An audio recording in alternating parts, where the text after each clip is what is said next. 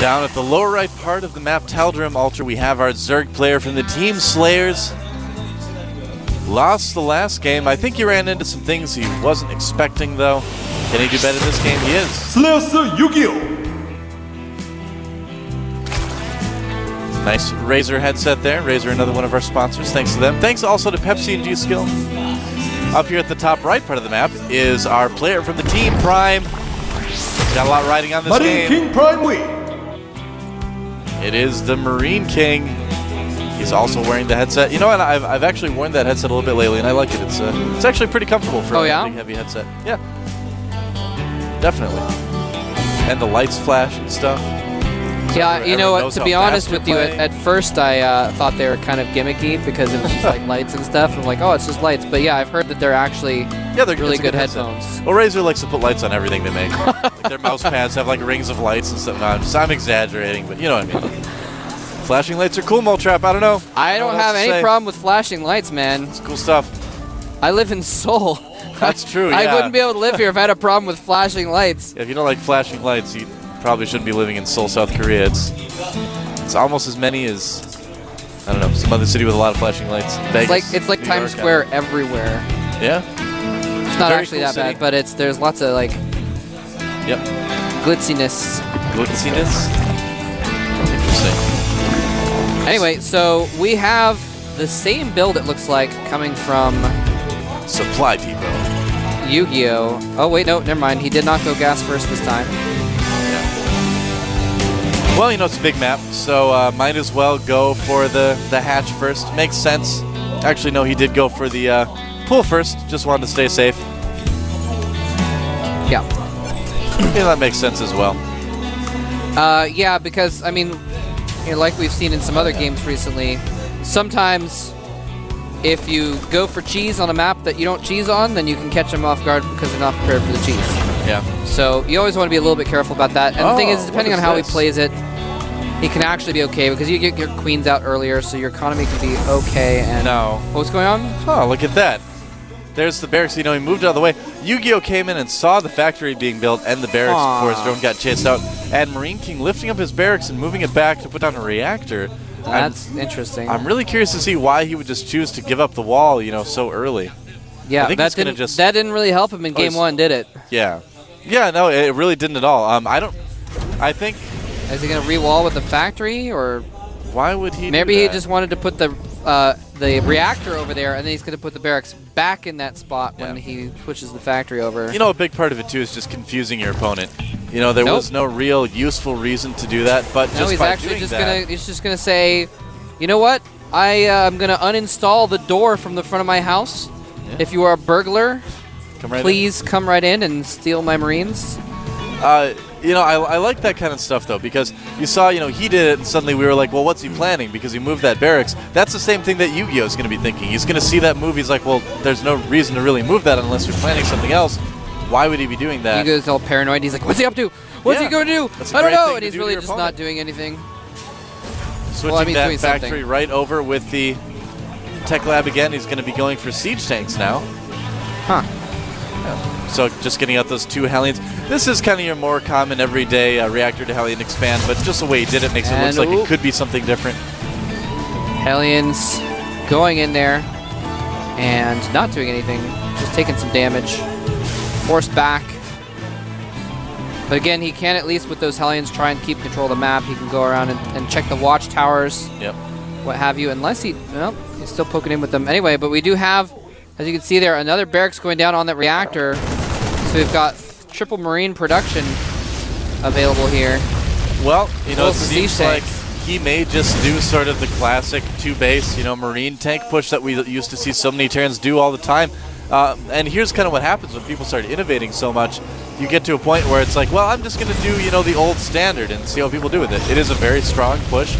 Zerg needs to be pretty careful. And look at this. YugiOh's totally thinking Hellions right now. He's making a wall off there. And those buildings are going to be pretty vulnerable when the Marine tank push comes in a little bit later. That's true. He could easily siege those up, shell them. Although he's, now he's just started siege tech. Yeah. And he's going to get there out with a decent force here. This is probably just a pressure. Although, actually, I don't know. Well, this is that little push that you used to always see in TVZ. Yeah. You know, it's meant to do as much damage as it can. You know, you don't want to get over-aggressive with it. He did keep the Hellions alive as well. So, yeah, the most important thing is to just play it safe with it. And I think that's what we're going to see MarineKing do. He did get there a little bit ahead of Siege Mode, but he is going to be able to kill the Evo Chamber really quickly. Yeah. Nice score there. And the Baneling Nest is going to be a little bit vulnerable as well. Yeah, he's Catching actually just YugiOh. going to lose those buildings for free. YugiOh does not have a lot of units right now, Moletrap. He did make 8 Banelings before the Baneling Nest fell. Whoa, Siege Mode almost getting done. Here come the Banelings. Siege Mode finishing Siege right now. Is he Mode. going to siege in time, though? Oh no, Banelings coming in. Those are his only 8 Banelings he killed. Oh, that most actually, of the Marines. That went actually pretty good for MarineKing.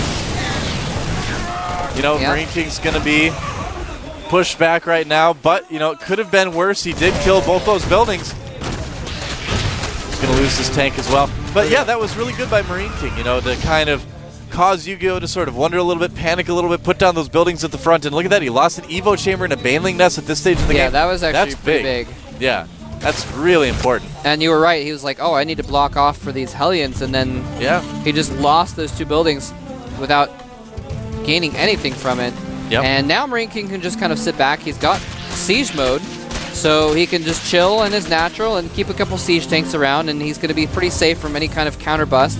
And I think YugiOh knows that, and so he's just teching up and getting his 3rd in the meantime. He's going to have 4 Pathogen Gland Infestors in about a minute. Yeah, well, that's the thing, is that YugiOh knows that by killing all those units of MarineKings, he's got the time to get another expansion up. So that's what he's going to do. Probably going to see MarineKing try another push off of 2 bases. Maybe time that up with combat shields. Getting that rather than stim early on. A little bit faster. Can do that push again. Try to maybe catch them when they're droning up to populate their 3rd base. It looks like that's what he's going to do. He's going to need to be very careful of the Infestors, though. Yeah, those Infestors are going to be super dangerous because MarineKing is not making medevacs. He does not even have a starport. So that means that those Marines, if they get fungal, and actually they don't have combat shields yet, they will in a moment, but if they get fungled once right now, they die, period. There's nothing that can save them. You know, I feel like YugiOh may have just overdone it with the Infestors again.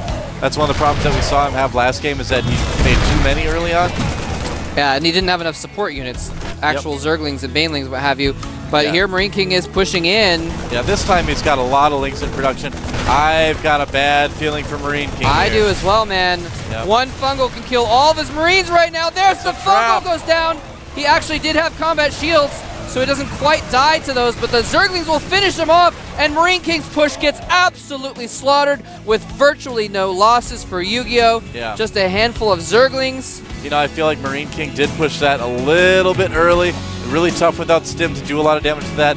YugiOh's going to move off the map. Infestors racing Infested Terrans. And yeah, now he has a bunch of Infestors. He's making Zerglings as well. And I'm curious if he's probably not going to go and try and kill MarineKing right now, but now MarineKing is stuck at 2 bases, and YugiOh is free to populate his 3rd and do basically whatever he wants. He could, like, take a 4th, he could take a vacation to Brazil and go on vacation for a few days. He could take a vacation, make a peanut butter jelly sandwich if he wanted to. He could do whatever he wants right now. The world is so full of possibilities. Yeah, the world is his oyster. The world is his burrito. I don't know. Do Zerg eat oysters? They probably are like related to oysters. Possibly. It's true. I don't know. Anyway, MarineKing does technically have the supply advantage right now, so it's not like he's completely screwed at this point. Yep. He's starting to get his upgrades as well. He's actually getting some Marauders and Concussive Shells along with Stim and level 1 infantry armor to go with his already +1 weapons. So, still no medevacs though. No, his first 2 are going to be coming up pretty much right now. Oh, there they are. The starport was being corrupted, or contaminated rather, contaminated. by the Nice. So, yeah, that did slow it down a little bit. That's nice actually really clever. There. Yep. And now MarineKing's moving across the map again. Needs to again be careful not to clump up too much with those Infestors around. There are, I believe, 6, 7 or 8 fungals available to YugiOh right now. Now a big Zergling drop just got loaded up by YugiOh, so if he can hold this and drop MarineKing's main, that'd be really difficult to deal with. Nice fungal. Is he going to get the other fungal on those? No. Medevacs are going to heal him up slowly, but he goes in with the nice. Marauders. Beautiful by YugiOh. He was trying to snipe the Infestors with Marauders stimmed, and instead they got fungaled and owned. And there's the Zergling drop with Infestors in the main. Yeah, this could do a ton of damage to MarineKing, pulling back right now with what little he has left. YugiOh, though, in a little bit of danger. He doesn't have a huge army at his main, though. It's going to come a lot down to Infestor control. And right now, oh my doing god, a lot of damage. MarineKing needs to do a lot more with this, actually. In the background, we're not seeing it, but all of his SCVs just got fungaled at the expansion. He is down to only 34 Harvesters right now. MarineKing getting his force wiped out by Slayer's YugiOh at the moment. And how much damage did YugiOh do with that drop? What's the income? He actually didn't kill any buildings. The most of the damage was done to SCVs and the Marines that tried to come back to kill it. He did lose a lot in that drop, though. He's lost a couple Infestors and some Marines. MarineKing losing a couple more units there. And I almost feel like MarineKing's just kind of falling apart right now. He's sending these little attacks, each one is smaller than the last. Well, and I mean, and this is the thing about MarineKing, though. This is his style. You're always like, oh, he should fall back and regroup, and he never does. He keeps attacking, but MarineKing somehow pulls it off sometimes. So we'll see if he can actually pull through this time or not. These Spine Crawlers are not quite up yet.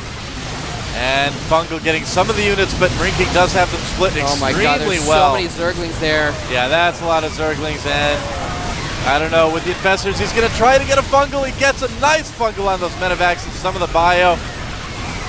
Yeah, right now, MarineKing just losing a lot of units, down by about 20 supply at the moment. But, again, that's a lot of Infestors, and once the energy runs out, Moltrap, it's going to be really tough for him to defend against MarineKing without anything else. He does have a fair amount of energy still, though. He's producing a lot of Zerglings to come and reinforce. He needs those Zerglings right now, though. The Infestors cannot quite fight this on their, well, they probably could, but they would use all their energy on Terrans or something. But yeah, MarineKing still putting the pressure on, and he might actually take out YugiOh's third somehow, magically, going in for one more defense, though, on that third. And is he going to save it? The third so low right now. More forces coming in from MarineKing, though. I think MarineKing might have the third. This is really similar to how we saw YugiOh lose the last game. I mean, he made so many Infestors that he didn't really have a whole lot else to deal with the pushes. And Infestors are great, but when it comes down to it, Fungal isn't going to, win the match. It's not going to kill all the units. You're going to need more than just Infestors. I like how he has a couple Corruptors in the mix as well. Kind of weird, but if you fungal a couple of Medevacs, then that'll be useful to have a couple of Corruptors there to finish them off. And he's actually moving out with these Infestors. He needs to fall back. Yeah, and look at that. MarineKing sees the Corruptors and immediately switches over to making Vikings. So even if YugiOh does switch to the Broodlords, MarineKing will be ready for it. These are kind of early Corruptors. I mean, I was trying to talk about how they might be useful against Medevacs, but I think they're really early for. He's just almost finished with his Hive. I don't know. Maybe he was thinking about taking a shower under the Overlord. That's how Zerglings get clean. Or that's how they get dirty, maybe. Maybe they like being dirty more than clean. He just has his mouth open. And he actually just loaded up one Zergling in that Overlord to drop in the main. Looks like... Along with 4 Infestors. I'm going to say it's a 4 Infestor hit squad. Yeah, he's going to try and fungal the SCVs again. And right now, MarineKing is only mining it as natural. So this could do some serious damage. Oh, no, but if the Overlord gets taken out... Oh, YugiOh! No, YugiOh! YugiOh! No! Oh, no! Those Infestors will never fungal anything now. No, that was a huge, huge hit, man. That was a lot of money in those Overlords. I know. That was 400 gas. Decent amount of minerals. Those Spine Crawlers are bleeding to death, Moltrap. Actually, they're okay. They're unburrowed, so they're off creep. They're fine. Oh, is that how that works? Yeah, if they're unburrowed, they don't bleed. Yeah, if they're unburrowed, they won't bleed to death. But if they're burrowed and off a creep, then they will. I didn't even know that. That's kind of interesting. That hatchery was taken out pretty quickly, and MarineKing expanding to his third right now. Greater Spire on the way, but MarineKing's been producing Vikings for quite a while. He's actually gone back to Medevac production for a little bit. MarineKing 30 supply ahead as well. Yeah, he has 6 Vikings. just teching too hard, I feel like. Kind of the opposite of what I'm used to seeing from him in the past. Yeah, and in the background, MarineKing has actually taken a third base as well. So Infester causing a bit of a nuisance there. Cute move with the Burrowed Infester, but doesn't accomplish enough. Or very much at all. And look at that. Corruptor's taking out the Vikings of MarineKing. That is actually going to be very helpful once the Broodlords start to show up. Yeah. So YugiOh not out of it quite yet, but this game has been very back and forth. Oh, a lot of bioforce is he gonna come to build the map. Oh! Speaking of that back and forth, things suddenly swinging back in Yu-Gi-Oh's favor. That's going to be tough to replace for MarineKing. Oh my gosh, that was a lot of his bio. He just dropped down to 120 supply. And Neural Parasite on the tanks, doing so much damage to his own units. The Corruptors take out the Metavacs. He even actually Neural Parasited one of the Vikings. Yeah. Well, you know, we've been seeing that a lot lately, actually. Neural Parasiting Vikings, which is a great way to worry about things in the air. Yep, but it stops the Viking from killing your Corruptors and such as well. 5 Broodlords in production, as well as a bunch of Zerglings. And those Broodlords are going to be tough to deal with. Right now, MarineKing has only 3 Vikings, whereas there's Infestors and Corruptors around. Yep. Infestaterrans actually do pretty well. They have pretty high DPS. That's true. They are Marines, so there you go. Maybe next expansion we'll get Siege, or not Siege. We get Stiff for the Infestaterrans. Yeah, right. Oh, that would be pretty. I said Siege, but that just doesn't make any sense at all. Were they going to do like sit down and then start shooting? Yeah. Maybe. They can sit down and fire at a 45-degree angle. I've always said Siege mode for Marauders. They sit down and can suddenly fire at air. You never know.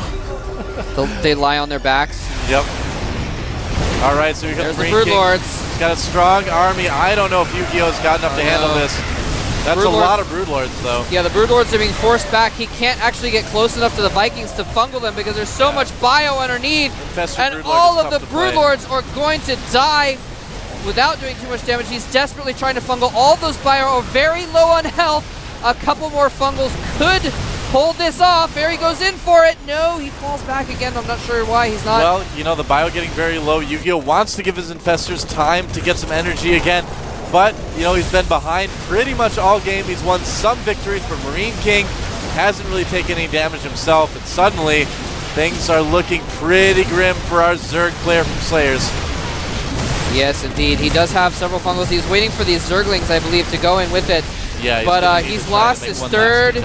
He's lost his natural. Even if he holds this off, I'm not sure what he can do to come back in this game at this point. He lost all those Broodlords without doing anything. That was a huge investment. And now... They're not really doing too much. There he goes. Last-ditch defense. Getting some decent fungals on some of the units there. But, you know, just not a lot of other units. That's been his problem all game. Lots of Infestors, not much else. And MarineKing is pretty much going to be able to have his way with the base of YugiOh right now. Yeah, what base, man? He doesn't really have a base anymore. Yeah. All of Yu-Gi-Oh's base belong to MarineKing. Pretty much. And Yu-Gi-Oh is still continuing to cast infested Terrans at bases, but MarineKing is mining, and Yu-Gi-Oh is not, and Yu-Gi-Oh has 25 supply. Yeah, only 10 drones right now, only 18 SCVs for MarineKing, but you know, he's just so far ahead at the moment. 82 to 21 supply. Seriously? Yeah, Yu-Gi-Oh, wow. I'm looking at him right now. I expected to turn around and see him with his hands on his face, but he's actually still moving his mouse around right now. I'm not sure what he's doing with it, though. You know, I feel like he's like, well, maybe if I could kill enough SCVs, I have some sort of hope, but there we go. That's it. GG. GG. MarineKing coming back from an initial deficit to take the win in advance to the round of 8 and the up and down matches. It was looking a little bit iffy for a moment, but MarineKing survives, and look at that. He knows that that was closer than he wanted it to be. Yeah, he's relieved. That was a close call. This guy wants to get back into Code S so badly. Very emotional player. YugiOh looking pretty disappointed today. Can't blame him. You know, he took a game off MarineKing, but it just wasn't meant to be, Moletrap. Was not meant to be at all. Yep. And MarineKing's got to be happy about that, man. Yeah, he looks relieved more than anything. He's been so far. You know, he's been to the finals of Code S. He's been to the finals of before Code S. Yep. So he wants back into Code S, man. Oh, yeah, he must feel like he needs to get out Code A, and must have been really disappointed he got down to Code A. Really, I'm sure has a drive to get back up into Code S right now. So he's going to have a chance. Well, MarineKing's a really interesting player, too. I mean, he does really well. Then he kind of seems to think, all right, I need to change how I play. So he tries to change things up a little bit, starts to lose for a while, and then, after he kind of gets it, after he kind of develops this new style, I guess you could say, he jumps right back up again. So, I think we're in kind of one of those periods where he's sort of kind of reworking the way he does things a little bit. Kind of cool to see a player kind of take time to constantly kind of evolve their own play and improve. It's really cool. Interesting, yeah. Yeah. Well, no surprise there. I guess a fast day. Kind of a surprising how that went. I think YugiOh put up a really good fight, and he played really well. He had a chance. Almost took it a couple times, but MarineKing brings it at home, and so we're going to take a look at the final 8 bracket.